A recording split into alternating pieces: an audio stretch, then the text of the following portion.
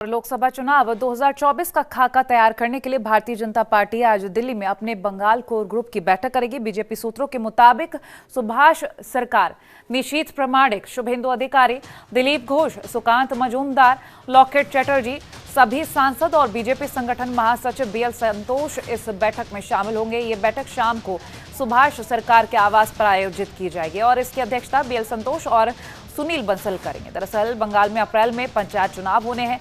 इस पर लोकसभा चुनाव के साथ ही चर्चा होगी। इसके साथ ही बूथ स्तर पर पार्टी को मजबूत करने की रणनीति पर भी चर्चा होगी।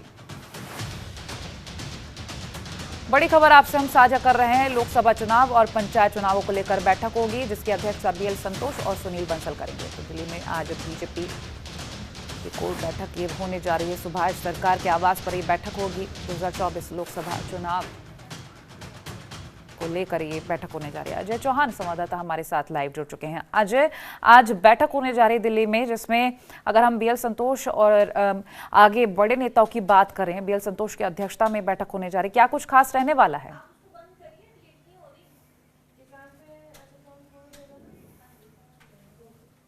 बैठक है क्योंकि लोकसभा चुनाव भी है और पंचायत चुनाव भी है, तो यदि कि बीजेपी अभी से ही तैयारियां कर रही है।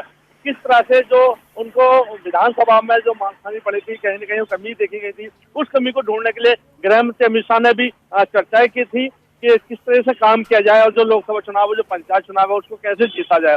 तो देखिए रणनीति बनाई जाएगी। इससे बीएल संतोष वहाँ मौजूद रहेंगे, कई ऐसे और नेता मौजूद रहेंगे ताकि बंगाल के अंदर अभी से ही तैयारी की जाए और 2024 में जो लोकसभा चुनाव होने वो बीजेपी के हक में आए। तो देखिए रणनीति बनाना बीजेपी की पहले से ही बात रही है और किस तरह से काम करते हैं, उनके कार्यकर्ता जमीनी से लेकर ऊपर तक काम करते हैं। तो इसी को लेकर चर्चा की जाए, उसके बाद अमित शाह से भी मुलाकात की जा सकती है इसमें।